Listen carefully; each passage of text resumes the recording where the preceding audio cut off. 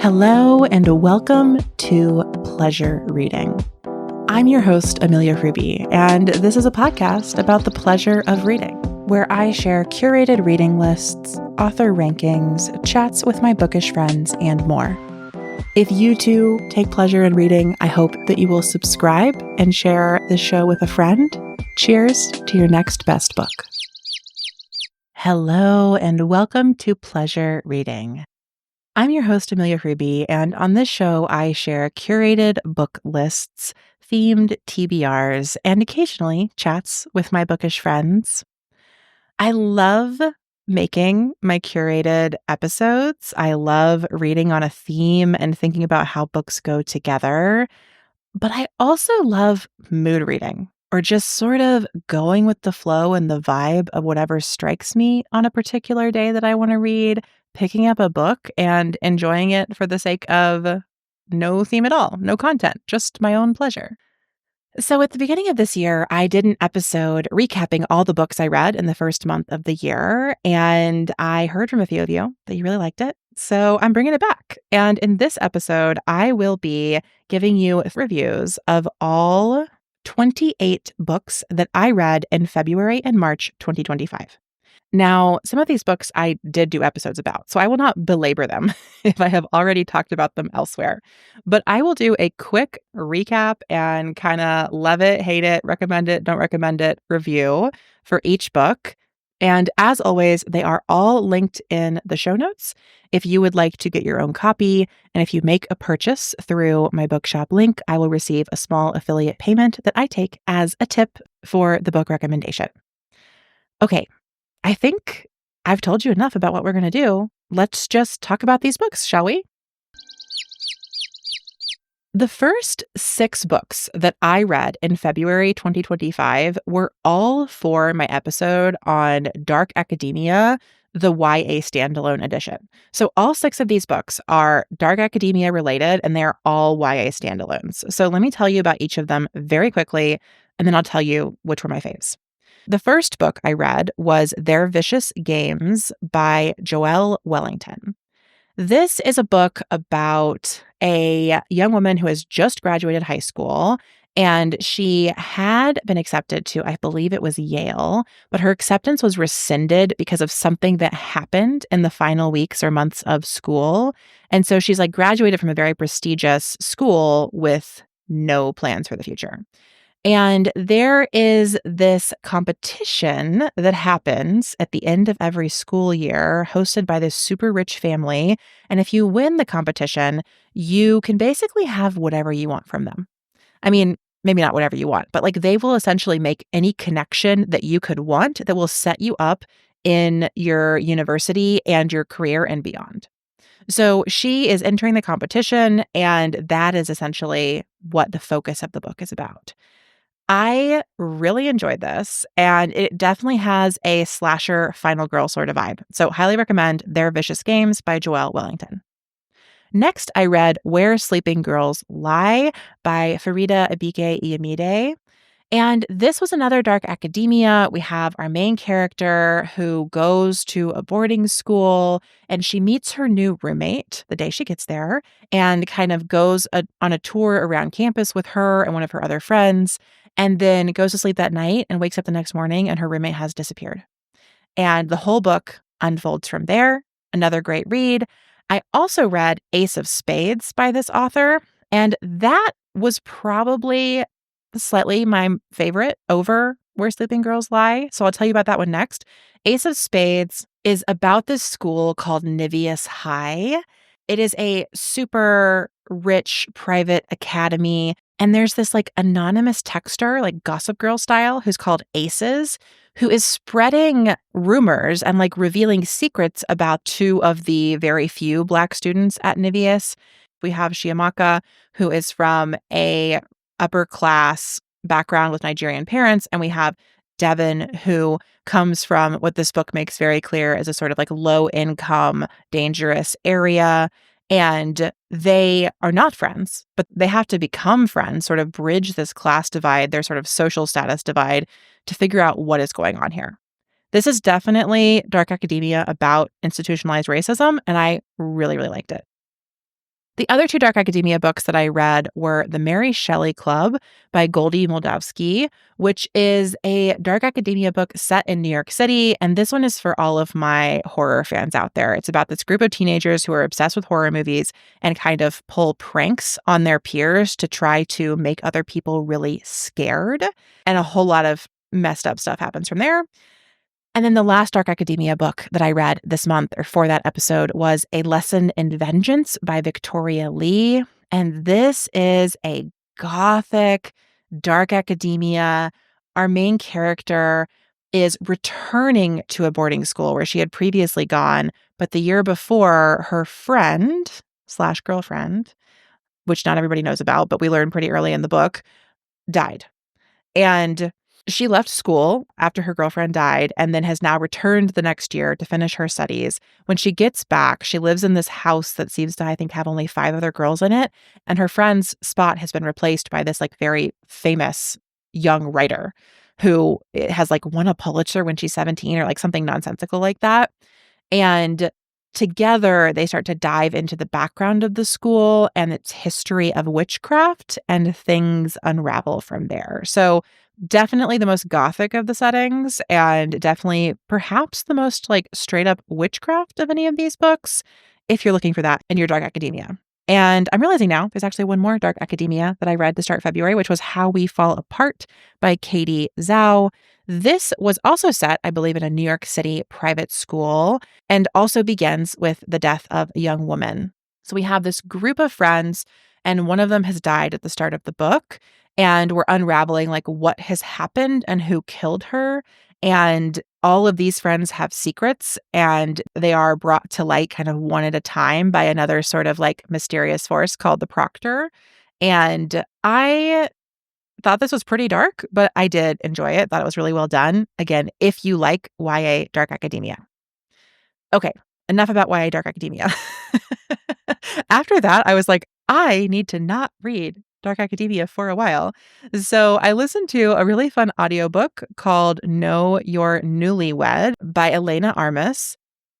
This is essentially a novella that features Cleo and Javi, and they are like super fans of a beloved dating show that in their universe is called Know Your Newlywed. And they meet on Tinder, I believe, or like a dating app when Cleo is in Chicago where Javi lives. And she's just traveling through. She makes that very clear, but they start to chat about how they love this show. And then they see that the show is like doing a reboot. And Cleo goes back to where she lives in Boston, but they keep texting and they basically decide to like pretend to be newlyweds so they can go on the show. It's very cute. It's a little corny, but I really like a super short romance audiobook, and it definitely meets that mark if that's something you're interested in. After that, I read a romance that was similarly cute, flirty, fun, maybe not the most like deep book you're ever going to read, but a good time. And that was Just My Type by Fallon Ballard. This is basically like How to Lose a Guy in 10 Days, the book version, was my take on it. Our main characters are Lana and Seth. And Lana is like a serial monogamist who's been in a ton of different relationships, and she's just kind of gotten broken up with, and she's single again. And her editor at the magazine she works at is basically like, you need to be single. You're 30. You need to find yourself. I'm going to assign you like a whole column editorial beat on this. At the same time, her high school boyfriend, who has become like a really prestige journalist, comes to work at the magazine, and he is known for being kind of a playboy. So he has a separate column that's all about how to find someone to be with, like to settle down. So they're kind of on these like warring paths. And the idea is that whoever's column gets the most views or clicks or something is going to get this fancy job at the LA Times. Like, this is all ridiculous. We know this does not happen in real life. But if you like How to Lose a Guy in 10 Days, you'll probably like this book. It felt very similar to me. I enjoyed it. I had a good time. After that, I read a series that I cannot believe I'm going to admit to having read in public. But that was Priest by Sierra Simone. And I read all 3 books, Priest, Sinner, and Saint. This is essentially an erotic romance where a priest falls in love with someone. And in the second book, we have like a nun who falls in love with someone, and there's like another book with a monk who falls in love with someone, I think is the third one. Different people are related. None of the ones who are falling in love, but regardless. If you have a lot of like weird, repressed relationship things to your Catholic upbringing, like myself, you might enjoy this. If you thought that the hot priest arc on Fleabag was the best thing that's ever been on television, you might enjoy this. And I will say it had like a much more of a dose of like Catholic theology than I expected. Like it definitely took itself more seriously than just a sort of like Kindle Unlimited smut sort of book. And I appreciated that. Made me feel like I was doing something smart while I was reading my smut, which I liked. But if that's not your thing, this might not be for you. I don't know. I don't have much else to say, except I did read this series by Sierra Simone. And after I read it, I realized that she was also one of the co-writers on the Jingle Bell Mingle book and that series that I had read last year and really liked. So, I guess I just like her work, whatever it's about. Up next, I read a horror novella called We All Rot Eventually by Mia Ballard. This was my foray back into extreme horror a bit. It really wasn't that extreme, though, so I felt like it was the right balance for me. You may remember from my January episode that I read a couple extreme horror novellas and I did not like them, and I was like, this is not for me. But I wanted to try it again, largely because the cover of this book literally has sparkly star stickers on it, and I was like, I could probably handle this. And it also has a blood spatter on it, but that's neither here nor there. So, We All Rot Eventually is set in 2005. And Alexa Valentine has moved to Los Angeles to be an actress. But the things that she has traded to be a successful actress come back to haunt her. And we have this story about kind of like what people give up for fame and how much blood is required for glory. So this was really fun if you're into horror, and it's super short and moves really fast, which I appreciated. So that is We All Rot Eventually by Mia Ballard. After that, I listened to Elegy for the Undead by Matthew Vesely. This was a really beautiful queer romance set in a sort of zombie apocalypse pandemic setting. So it is sort of a horror book. They talk about like this sort of outbreak that turns people into zombies. And I think it happens in Philadelphia, and then it's contained. And this story is told through this like queer couple or gay couple, and one of them is bitten during the outbreak and the other is not. And so the one who's bitten has to go to this like rehab center, and the one who was not and is still healthy or fully human like goes to visit, and they kind of tell the story of their relationship, like looking back into how they met and fell in love, mixed into the present day timeline where one of them is essentially dying in this really horrible way. So Elegy for the Undead is a really beautiful book, a very unique take on this zombie genre, and I definitely highly recommend it if those are things you like. And apparently I needed another horror audiobook after that, so I listened to Goddess of Filth by V. Castro.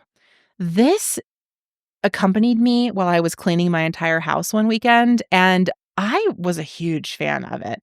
So it is described as a sort of like Chicana the craft, which I found to be very accurate and really enjoyed. So on the sort of summer night, I think after most of these girls' senior year of high school, we meet Lourdes, Fernanda, Anna, Perla, and Pauline, and they have this seance. And it's meant to kind of be a joke, but they accidentally awaken this Aztec ancestor of theirs, and she possesses one of the girls. She possesses Fernanda, who becomes like totally unrecognizable to most of her friends and family. And then her family tries to have her exorcised, and her friends have to go like seek out other experts and get help for her. And a lot of things happen along the way. And I just thought it was so well told, and it really moved at a great pace. And you really got a sense of these girls and their friendship and how this possession happens and what it's about. And it's really a feminist horror for sure, which I also, of course, appreciated being who I am. So that is Goddess of Filth by V. Castro.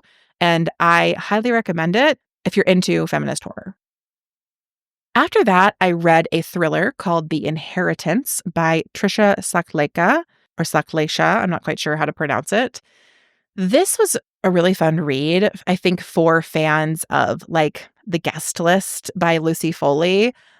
In this story, we meet like this family from India, and they have traveled to this island off the coast of Scotland to visit essentially their daughter who's like building this giant retreat there. But the reason all the different siblings and family members are gathering there is because their father is supposed to sell off his company, which has like made the family all of its money. And they need to meet there to talk about how much money everybody's going to get, essentially. Like, how is this going to be divided up among the trust and what will be inherited between them? And I guess the father has always kind of said, like, we're not doing this evenly. You have to earn your piece. And so it's created this pretty like divisive relationship between the siblings and sort of pitted the kids against the parents. And believe it or not, that doesn't go well. And everything unravels over the course of their stay this one weekend on the island. So I thought this was really well done. Really enjoyed it. Didn't guess the ending. If you're like a Lucy Foley fan, I think you will really like The Inheritance. Following that, I read books for my Indie Sleaze episode. So I read Lo-Fi by Liz Riggs and Deep Cuts by Holly Brickley. Lo-Fi is the story of Al, who is this young woman who's just moved to Nashville after college. She gets a job working at a music venue, and we kind of see this series of relationships that she has with different men in the music scene as she tries to become a musician herself. This book was super nostalgic for me because it happened kind of in the South in a music scene very similar to the one that I knew and loved in college, and I adored it. I don't think it's for everyone, but it was so for me. And then Deep Cuts tells a similar but different story set between like the West Coast, Berkeley, San Francisco, and the East Coast, like New York and even Miami.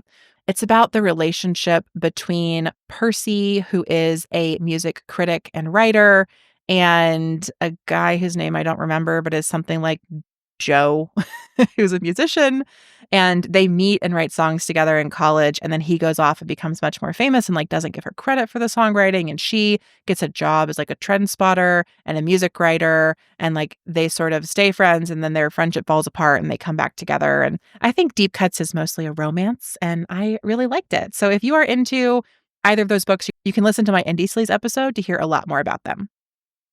Okay, the rest of the books on this list, I did not make content about, so we're going to talk about them here. Next up was Perfume and Pain by Anna Dorn.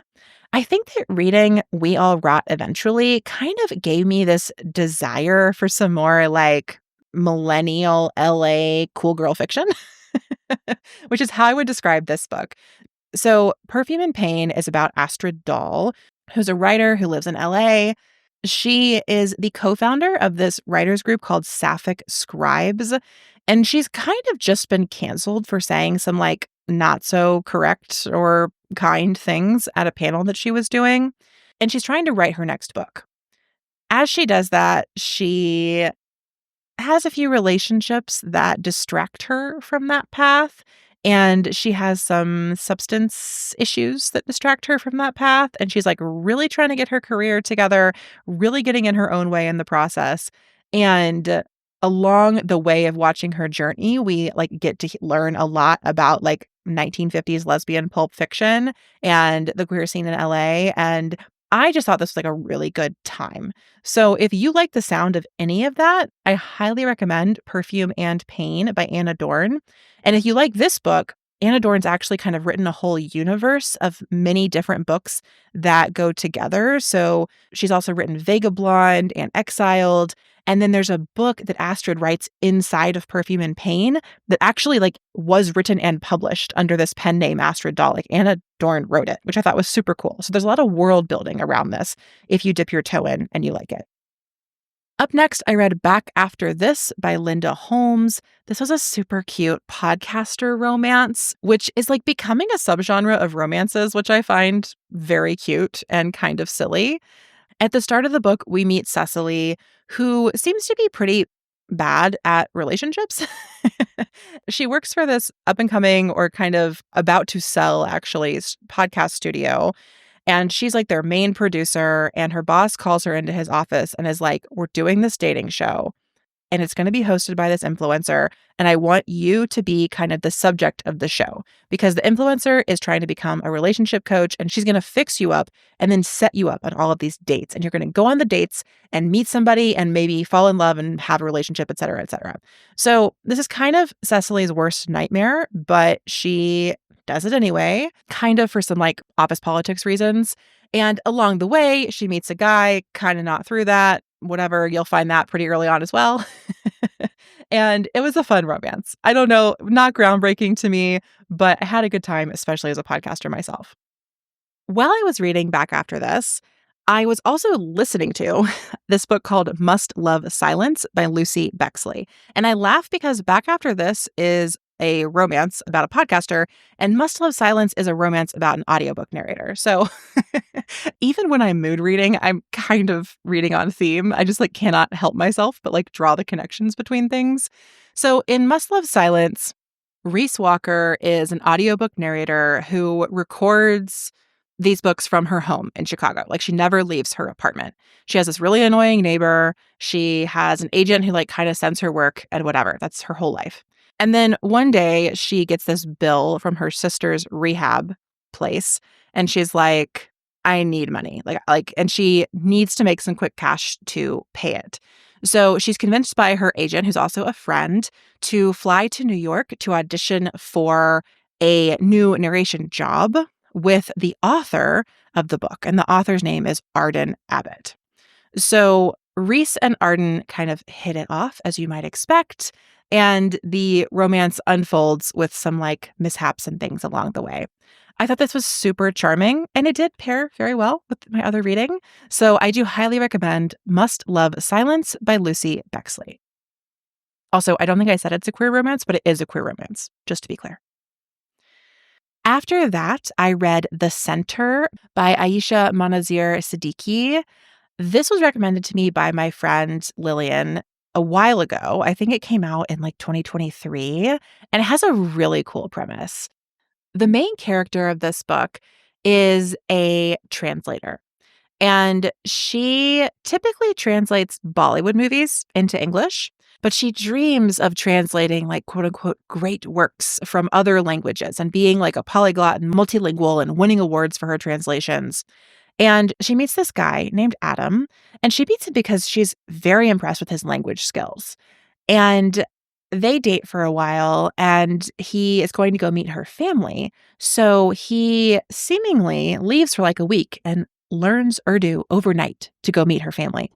And Anissa, I don't know if I said her name yet, but Anissa is our main character. She is very skeptical about how this happened. She is like, you must have been lying to me. Like, there is no way you just learned this language in like a week. That's not possible. So as their relationship continues, this becomes like a sticking point. And eventually he tells her that he goes to this place called the Center to learn languages. And they promise complete fluency in 10 days. So that's like the premise of the book. I don't want to tell you how the fluency happens or much more about it because unraveling that is a really like interesting part of the plot. But I found this book fascinating. I thought the characters were well fleshed out. I would have loved to see a little more of their like emotional journey in addition to like the events of the book, but that's kind of neither here nor there because what happens is pretty intense and interesting. I would say that if you like Agustina Bastarrica's work, you will like this book. And that's probably enough said. That was The Center by Aisha Manazir Siddiqui. After that, I read Goddess Complex by Sanjana Satyan. And this is brand new. I think it just came out in February or March of 2025.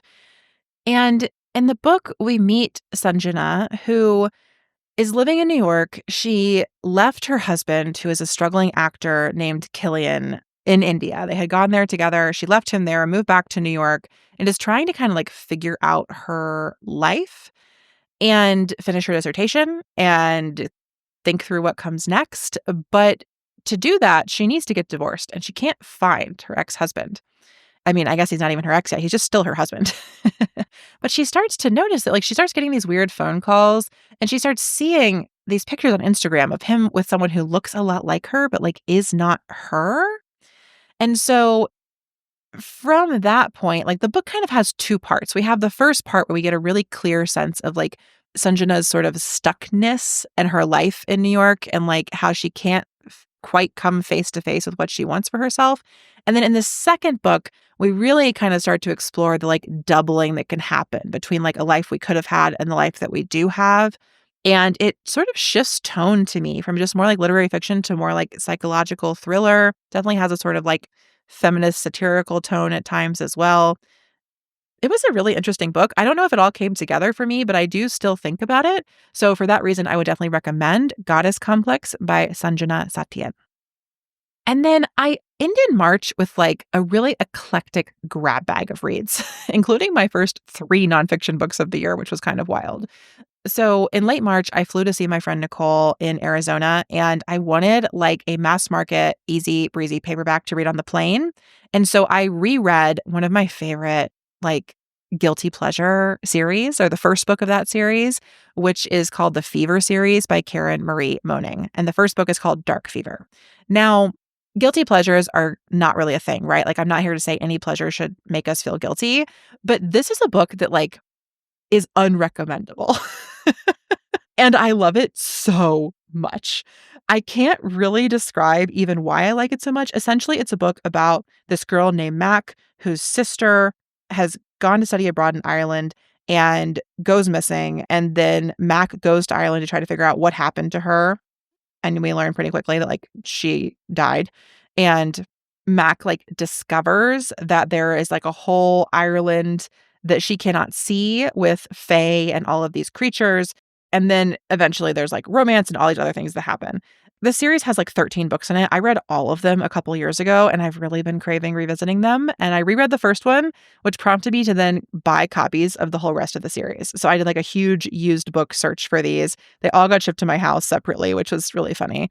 And I guess I'm reading the series again. But in March, I did read the first one, Dark Fever by Karen Marie Moning. I love it. I don't recommend it. But if you're into mass market fairy romance, if you've read ACOTAR and Iron Flame and all of that, and you want to like read that but written 20 years ago, this is your answer. So Dark Fever is what I read on the plane ride out to Arizona. And then on my way back, I listened to a new thriller called Everybody is a Liar by Liv Constantine. This was twisty. It was fun. It is very short. I think it's like a 4-hour audiobook, which definitely makes it a novella about this woman, Julie Buckley, who is a mystery writer, and she thinks her husband is cheating on her. So she like is talking about this with her best friend, and her best friend is like, you should go to couples therapy. So Julie and her husband, Oliver, go to couples therapy, and they're talking to their therapist about this. And then eventually somebody turns up dead, and the therapist is like, I know too many of the people involved in this. I think I can figure out what's going on. And shocker, she does. But we figure it out with her, which is what makes a thriller fun. And then, as I said, I finished March with my first 3 nonfiction reads of the year. I read Fat Girls Hiking by Summer Michaud Skog. I've had this on my Kindle forever, and I finally read it because I was going to see my friend Nicole in Arizona because she was going on a big hike. And I was realizing that, like, I just kind of didn't think hiking was for me because I am a fat woman and it just feels kind of inaccessible in certain ways. But Nicole was really encouraging me to like figure out if I actually wanted to do this. And I remembered I had this book and I read it and it was like really inspiring and I loved it so much. So if you're interested, it's called Fat Girls Hiking. The author is the founder of an organization called Fat Girls Hiking that has community groups all over the country. And in the book, there are actually like a lot of different people who share their story. So I really appreciated, like, this isn't really a memoir, it's more of a guidebook. And it includes stories from members with all sorts of different backgrounds who have all sorts of different outdoors experience. So very, very cool book. After that, I read Careless People by Sarah Wynne Williams. This is the Facebook memoir that cannot be promoted because there's a gag order on the author. Essentially, she was like the head of public policy at Facebook for the first decade or so of the company. And she has some stories to tell. Let me tell you, this book is a really good time if you like to see Mark Zuckerberg have a really bad time. Or if you do not like Sheryl Sandberg and lean in, you will probably like this book. I I'm not sure I've ever read something where I felt so much like Schadenfreude ever before, but this is like a reality TV sort of memoir, frankly, about just like how Facebook has destroyed democracy across the world. So, unfortunately, the enjoyment of the drama is dampened by how messed up all this stuff that they've done is and how much power these people have. But even for someone like myself who has spent the last 3 years making a podcast about all the problems with social media, this still opened my eyes even further to more of the problems. And I appreciated that it wasn't like a dense textbook sort of thing I had to read to figure that out, but I got to read that through a sort of first person narrative, which felt a little bit refreshing, even if the content was the opposite. And then my last book of March, the most recent thing that I have read, is 7 Brief Lessons on Physics by Carlo Rovelli. So this book came out 10 years ago, and I picked it up at my local library a few days ago as I'm recording this because I was honestly just like wandering the aisles, seeing what spoke to me. And I saw this little book. It's so tiny. It's less than 100 pages long. And I was like, I don't know. It felt like the time to read it. So I read it. I've been doing a bit of writing on quantum time recently because I'm working on my own book about social media and I'm thinking about time and the attention economy. And I thought that there might be some lessons on physics in this book for me and as I'm thinking about time. And honestly, there were like so many sections that I just felt really beautifully described, these like very complex theories of physics in really beautiful, poetic terms. And in one of the chapters, the author is describing like what you get if you understand this theory in physics. And to me, it just felt like what I got when I read the whole book. And so I wanted to read you this quotation from the book, and it felt like a beautiful place to end this episode.